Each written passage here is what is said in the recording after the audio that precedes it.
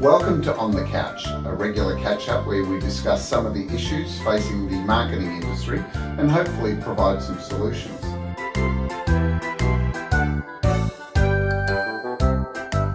Today I'm joined by Trinity P3 consultant Kylie Riddler-Dutton, who is a pitch consultant here at Trinity P3. Welcome, Kylie. Thank you so much.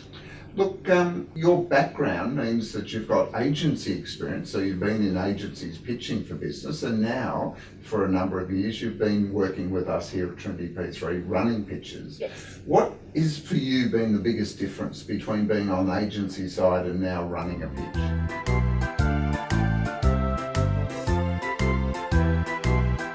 I think the most important thing that Trinity P3 have, which is different from when I was working on agency side and we were running pitches on behalf of the client, is the Trinity P3 process. Mm-hmm. So having a process and having a timeline that everybody knows they need to adhere to. Yeah, because there's lots of different pitch consultants, there's lots of different procurement teams that run pitches and tenders and RFQs. What is it about their particular process that you think helps marketers? The one thing that Trinity P3 offers that I know, or I'm pretty sure within Australia nobody else has, is we have the Trinity P3 agency register. So to kick off with, the whole pitch process starts with our search report, which is the plethora of agency options that are out there that we match to the client brief. So we always start with the client having to fill out standard brief, everybody's seen one before, to make sure that we capture the requirements of what they're looking for. Mm-hmm. And it's not a case of, I guess when I was working in agencies, it was sort of like, who do I know? Or who have I worked with that I really got on with before? It's not like that. So we actually have I think there's about 3,000 or so agencies. About 3,000, yeah, registered on the register. So we do actually take that brief and we actually match it across the agencies that we know actually fit that criteria. So there's no opinion involved from any of us consultants. It's actually a search report that is presented to the client and then they make the decision of a shortlist for the pitch. So it's not just opinion, it's actually based in fact. Exactly. And what's the core value that you bring to running the process for the client, for the marketers?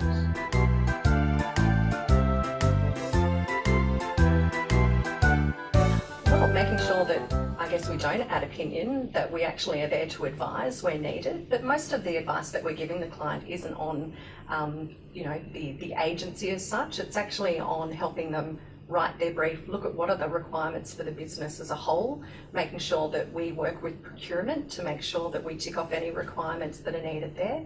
And then also we involve Lyndon Brill, who's our financial guru, so to speak, ex-agency as well. We actually get him to work internally with the client as well to ensure that he helps them work through the scope of work that they have and actually work out the financials that are required for the pitch as well.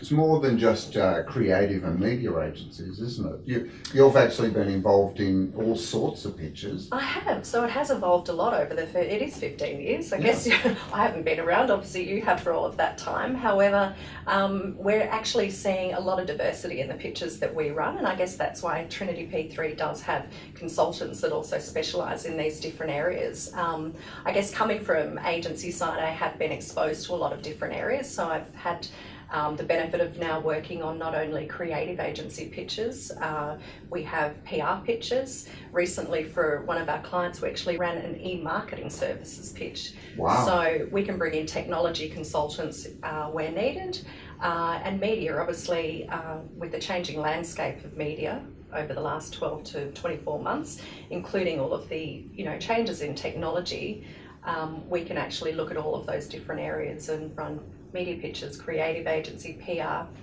technology pitches. And what about on the flip side? Because we get a lot of agencies after a pitch coming and saying, it was terrific, you guys ran a great process. What do you think is the value that we bring to the process for agencies?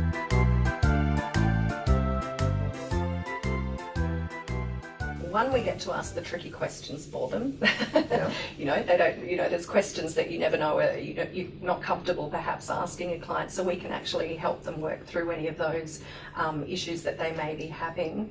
But also, having a timeline. So part of our process, it's a very clear process that we run through. generally, I guess we can get through the pitch process in about 8 weeks. So what the agency has up front are key dates that they need to have resources available. So it actually helps them make sure that they do have the resources for the actual pitch. Yeah, because that's one of the things that we often hear about pitches going wrong, is that they go on and on and on forever. You lose momentum, as does the client. You know, their diaries are going to change. You're going to lose the stakeholder team. But yeah, ours in general, we can get through it in about 8 weeks, and it keeps the momentum on both parties, I think, going throughout the pitch process. So for you, when you've running a pitch or you've run a pitch, what would be the sign of a good outcome in the pitch process?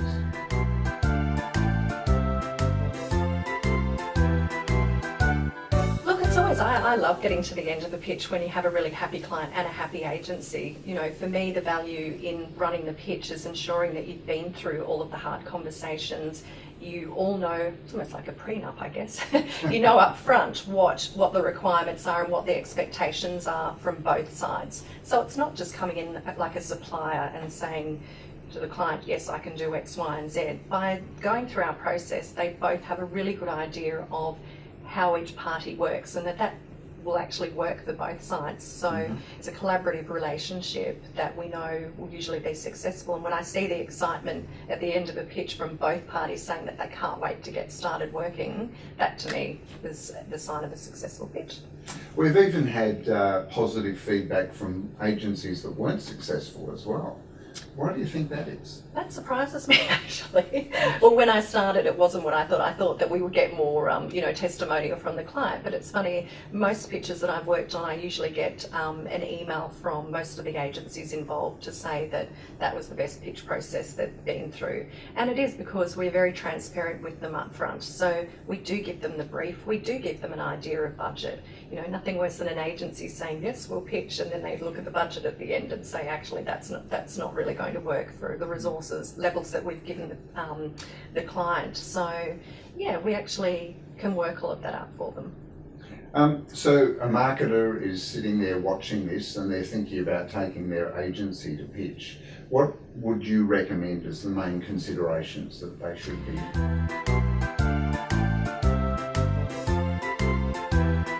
Well, I think the first thing that's really important to consider is actually why they're going to pitch. So what's the current relationship with the incumbent? It may not be doing something wrong, it may be the end of a contract, and obviously procurement does need them to actually go to pitch. But I'd definitely first look at what you're getting out of the incumbent, and we need to take that information into the pitch. They need to decide if they're going to take the incumbent into the pitch for a start. And then the most important thing from there is, because we do actually start with a pretty detailed timeline of what we require from the client, is making sure that all the right stakeholders are actually in the room. So make sure that they're available for all the key dates and meetings of the pitch, because there's nothing worse than getting halfway through a pitch process and one particular person that actually has to sign off on any decisions wasn't involved in the initial process, therefore perhaps wasn't across the actual brief. So when they're looking at material or responses from agencies, it's just not adding up. So just ensure that all of those people are involved. They should be. And often we see people go into a pitch process and then haven't allowed enough time and resources. Do you think that's still a big issue? Do people still underestimate how much time it takes to actually run a pitch?